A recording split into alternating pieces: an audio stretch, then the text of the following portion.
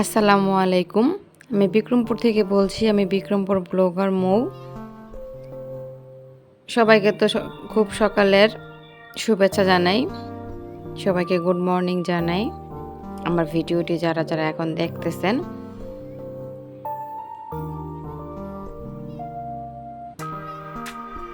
তো সকাল সকালে ভিডিওটা স্টার্ট করে দিলাম। সকালে ঘুম থেকে উঠে একটু বাইরে চলে আসলাম, যেহেতু রান্না করতে হবে, তো ভাবলাম একটু বাইরে থেকে ঘুরে আসি, মানে একটু উঠানে চলে আসলাম। গ্রামের বাইরে যেহেতু উঠানে গেলে কম বেশি মানুষ দেখা যায়, তো ভালো লাগে, এই জন্য একটু বাইরে চলে আসলাম আর তার আশপাশটা একটু ঘুরে দেখলাম।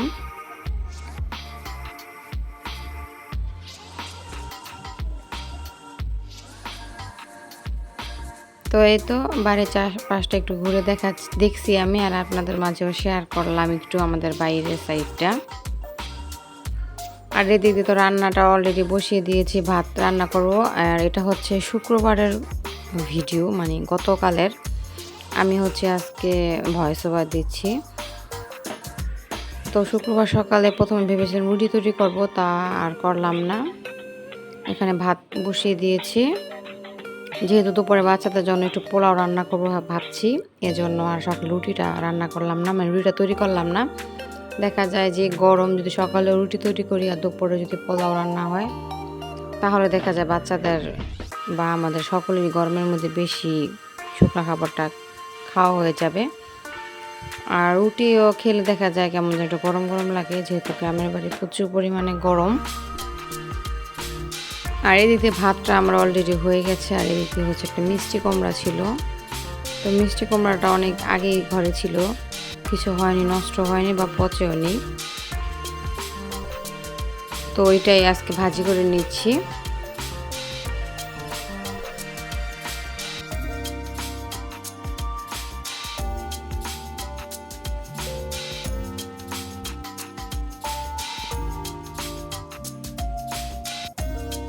আর এদিকে আমার ভাজিটা করানো হয়ে যাচ্ছে, আর কিছুটা চিনি দিয়ে দিলাম। প্রথমে ভেবেছিলাম মিষ্টি কুমড়াটা যেহেতু একটু পাকা, কিন্তু তেমন পরিমাণ মিষ্টি ছিল না, এই জন্য চিনি দিলাম। কারণ মিষ্টি কুমড়ার মধ্যে আবার চিনি না দিলে খেতে ভালো লাগে না, এই জন্য একটু চিনি দিয়ে তারপরে মিক্স করে নিলাম। আর চিনিটা দেওয়াতে দেখা যায় একটু পানি ছেড়ে ছেড়ে দেয়, এই জন্য চুলার আঁচটা একটু বাড়িয়ে দিলাম, যাতে খুব দ্রুত পানিটা শুকিয়ে যায় আর মিষ্টি কুমড়া ভাজিটাও আমার হয়ে যায়। আর এর মাঝে তো কয়েকটা কাঁচামরিচ দিয়ে দিয়েছি।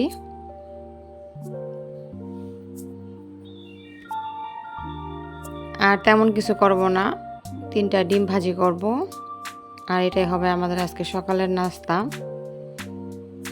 সকালে দেখা যায় তত একটা ভারী খাবার আর খেতে ভালো লাগে না, বাচ্চাদের দেখা যায় ডিম ভাজা হলেই হয়ে যায়। আর আমার হাজবেন্ড তো ডিম ছাড়া কিছু বোঝেই না, ডিম ভাজা তো তার লাগেই। আমি অবশ্য ডিম ভাজা তেমন একটা পছন্দ করি না খেতে, মাঝে মধ্যে খাই, যদি অন্য অন্য খাবার খেতে ভালো না লাগে তখন খাই, তা না হলে আমার একদমই খেতে আমি পছন্দ করি না। আর এদিক থেকে 3টা ডিম তো গুলিয়ে নিলাম পেঁয়াজ কাঁচামরিচের সাথে, আর এটা এখন ভেজে নিব। ফ্রাই প্যানে তো আগে আমি তেল দিয়ে দিয়েছি, ওটা গরম হচ্ছে। আর ডিমগুলি ভালোভাবে একটু মিক্স করে নিলাম, তারপরে ভেজে নিব। আর এখনও পর্যন্ত যারা যারা আমার ভিডিওটি ফুল ওয়াচ করছেন, তাদের তো অসংখ্য ধন্যবাদ জানাই। আর সবাইকে অবশ্যই রিকোয়েস্ট করব, ভিডিওটি দেখার শুরুতে ছোট্ট একটা লাইক দিয়ে দেবেন, যাতে আমার ভিডিওটি আরও সবার কাছে খুব দ্রুত পৌঁছাতে পারে। অনেক ভিউয়ার্স আছে আমার, দেখা যায় ভিডিওটা অনেকটা টাইম ওয়াচ করেন কিন্তু লাইক দিতে ভুলে যান। এজন্য আমি রিকোয়েস্ট করি সবাইকে যাতে মনে করে একটা লাইক দিয়ে দিতে পারেন, কারণ অনেকের ইচ্ছা করে অবশ্যই ভুল করে না, ভুল হয়ে যায়, মানে মনে থাকে না অনেকের। কারণ অনেকে আমাকে বলে যে আসলে আমার মনে থাকে না লাইক দিতে, তো যাতে মনে থাকে এই জন্য এটা বলে দিলাম। এই দিক দিয়ে তো সকালের নাস্তা অলরেডি তৈরি হয়ে গেল, টেবিলে খাবার দিয়ে দিয়েছিলাম, আমার হাজব্যান্ড খেয়ে চলে গেছে। আর বরাবরের মতো তো আমি খাবারটা রুমে নিয়ে আসলাম, কারণ আমার কেন যেন টেবিলে খেতে তেমনটা ভালো লাগে না, খাটের মধ্যে খেতে আমি খুব স্বাচ্ছন্দ্য বোধ মনে করি। আর এদিক দিয়ে মেয়েকে খাবার দিয়ে দিয়েছি, আর আমি আর আমার ছেলে একসাথে খেয়ে নিব। সকালে খাবার দাবার শেষ করে কিছু টুকিটাকি কাজ ছিল, ওইগুলি অবশ্য করেছি। ওইগুলি আর ক্যামেরা বন্দি করিনি, কারণ দেখা যায় কাজের সময় যদি ক্যামেরা বন্দি করি তাহলে কাজটা অনেকটাই সময় লেগে যায়, তাতে দেখা যায় আমাদের অনেকটা দেরি হয়ে যায়। কিন্তু আমরা যেহেতু সবাই লাইফস্টাইল ব্লগ শেয়ার করি আপনাদের মাঝে, তো কখনো কখনো মনে হয় যে শেয়ার করি আপনাদের সব কিছু, আবার কখনো দেখা যায় সময় হয়ে ওঠে না, এই জন্য আর অন্য কাজ দেখানোটা হয় না। আর এদিক থেকে তো দুপুরে রান্নার জন্য চলে আসছি। তো আজকে ভাবলাম বাচ্চাদের একটু, শুক্রবার যেহেতু জুম্মার দিন, তো স্পেশাল কিছু রান্না করে দেই। স্পেশাল বলতে এখনকার দিনের মাংস খাওয়াটা তো দেখা যায় ট্রেডিশন, সবার ঘরেই মাংস কম বেশি প্রায় দিন হয়েই থাকে। আগের দিনে হয়তো মানুষ সপ্তাহে মাসে মাংসটা খেত, কিন্তু এখন এটা কোনো ব্যাপার না, সবার ঘরে ঘরে কম বেশি মাংস খেয়ে থাকে। আর আজকে হচ্ছে আমি গরুর মাংস রান্না করব দুপুরবেলাতে। তো মোটামুটি একটু বেশি পরিমাণে গরুর মাংস নিয়েছি, কারণ দেখা যায় গরুর মাংস একটু বেশি পরিমাণে রান্না করলে পরের দিনও খাওয়া যায়। গরুর মাংসটা দেখা যায় যত জাল দেওয়া হয় ততই খেতে ভালো লাগে, অন্য মাংস আর তেমন একটা ভালো লাগে না, গরুর মাংসটা যতটুকু খেতে ভালো লাগে। আর এদিক থেকে হচ্ছে পোলার চাল, সাথে হচ্ছে গাজর দিয়েছি। তো অনেকে আবার ভাবতে পারে যে মসুর ডাল দিয়েছি নাকি, আসলে মসুর ডাল না, এটা হচ্ছে গাজর। তো ছোটো ছোটো করে একদম কুচি করে মিহি কুচি করে দিয়ে দিয়েছি, ধুয়ে একদম ঝরা দিয়ে রাখলাম একটা ঝুড়ির মধ্যে, যাতে পানিটা ঝরে যায়। আর এদিক থেকে গরুর মাংসটা আমার কষানো অলরেডি হয়ে গেছে। তারপরে অনেকটা আলু দিয়ে দিলাম, আলু সাইজগুলো মোটামুটি বড় করে দিয়েছি, কারণ মাংস সাইজটাও একটু বড়,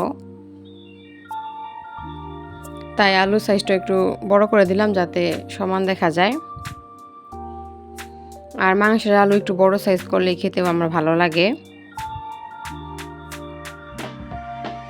তো যাই হোক, যারা যারা আমার ভিডিওটি দেখে সাবস্ক্রাইব করেছেন চ্যানেলটা আমার, তাদের ধন্যবাদ জানাই। আর যারা যারা এখনও সাবস্ক্রাইব করেননি অবশ্যই একটু সাবস্ক্রাইব করে দেবেন, যাতে আমার সাবস্ক্রাইবার পরিমাণ আরও বেড়ে যায়। আর এদিক থেকে এখন ঝোলটা দিয়ে দিব, কষানোটা তো অলরেডি হয়ে গেছে, আলুটা মোটামুটি কষানো হয়ে গেছে। তো ঝোল দিয়ে দিব যাতে আলুটা সেদ্ধ হয়ে যায়, আর মাংসটাও মোটামুটি সেদ্ধ হয়েছে, আরও যাতে সেদ্ধ হয়ে যায়, সম্পূর্ণ খাওয়ার উপযোগী হয়ে যায়। তো পরিমাণে পানিটা আমি অল্পই দিব, কারণ ডিপ করে রেখে দিব যাতে মাংসে তেল ওঠে। আর আমি একটু জোরে জাল দিই কম, মানে আঁচটা বাড়িয়ে দিই কম, তাতে দেখা যায় গরুর আলুটা তেমন সিদ্ধ হয় না, প্লাস মাংসটা কেমন যেন শক্ত শক্ত লাগে। এই জন্য চুলার আঁচটা কমিয়ে তারপর ঢাকনা দিয়ে ঢেকে তারপরে অনেক সময় রেখে দেব, তাতে দেখা যায় গরুর মাংসগুলো একদম সফট হয়ে যায়, সাথে আলুটাও সেদ্ধ হয়ে যায়। তো গরুর মাংসটা চুলাতে ঢেকে দিলাম, ওটা হতে থাক। আর এদিক দিয়ে হচ্ছে পোলাওয়ের কাজটা সেরে নিই, এটা হচ্ছে রাইস কুকারে দিব। তো কুকারের মধ্যে দিয়ে দিলাম গাজর, আর যে পোলাও চালটা ধুয়ে ঝরে রেখেছি ওটা দিয়ে দিয়েছি রাইস কুকারের মধ্যে। এর মধ্যে তো সব কিছু দিয়ে দিলাম, আদা বাটা, লবণ, তারপর পেঁয়াজ মরিচ, আর হচ্ছে গরম মশলা, আর ঘি দিব। আর আগের মতো ঘি অবশ্য ঘ্রাণ নেই, তো কি করার, একটু পরিমাণে তেল আর বেশি পরিমাণে ঘি দিব, কিন্তু কোনো স্মেলই আমার কাছে মনে হয় লাগে না, কেন যেন বুঝি না। তো এই তো ভালোভাবে এখন সব কিছু মিক্স করে তারপরে যতটুকু চাল দিয়েছি তার সম পরিমাণ, মানে তার ডাবল পরিমাণ আমি পানি দিয়ে দিব। পানিটা দিয়ে দিলাম, এখন রাইস কুকারের মধ্যে দিয়ে দিব। আর মাঝে হচ্ছে 2-1 বার নাড়াচাড়া করব, তাতেই হয়ে যাবে। রাইস কুকারে দেখা যায় পোলাটা রান্না করার কি সুবিধা, তেমন একটা বসে থাকতে হয় না, আপনা আপনি হয়ে থাকে। তো তার মাঝে 2-1 বার নাড়াচাড়া করলে একটু ভালো হয়, কারণ তেলটা যেহেতু নিচে পড়ে যায়, তো নাড়াচাড়ার ফলে দেখা যায় তেলটা অ্যাডজাস্ট হয়ে যায়।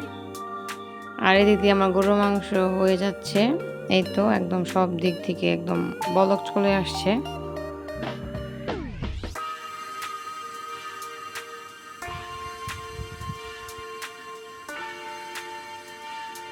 আর এই তো গরুর মাংসটা মোটামুটি সেদ্ধ হয়ে আসছে, কিন্তু আমি আরও ঝোলটা কমিয়ে নিব, কারণ বেশি ঝোল আসলে খাওয়া হয় না, নষ্ট হয়ে যাবে। আর এদিক থেকে হচ্ছে জিরে গুঁড়ো এখন দিয়ে দিলাম।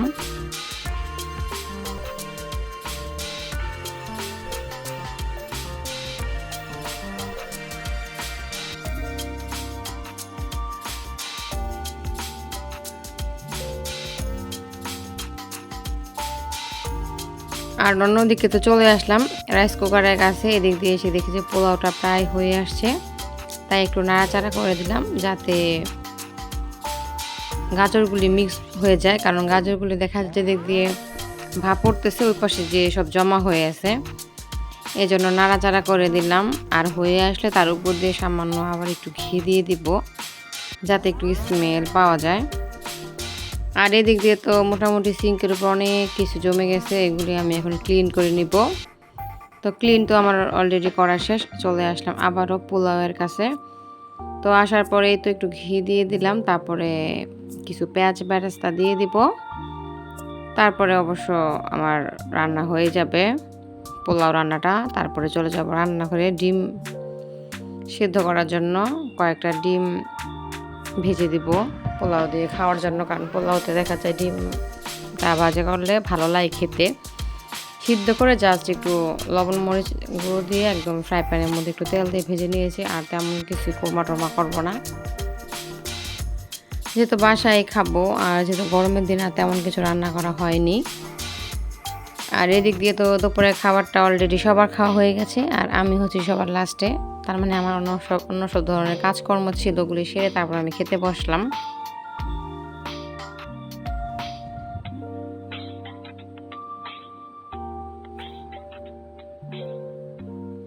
যারা যারা আমার ভিডিওটি খুব দূর থেকে দেখছেন, দেশ বিদেশের যেখান থেকে, তো ভিডিওটিতে লাইক দিয়ে দেখা শুরু করবেন আর কমেন্টসের মাধ্যমে আমাকে জানাবেন।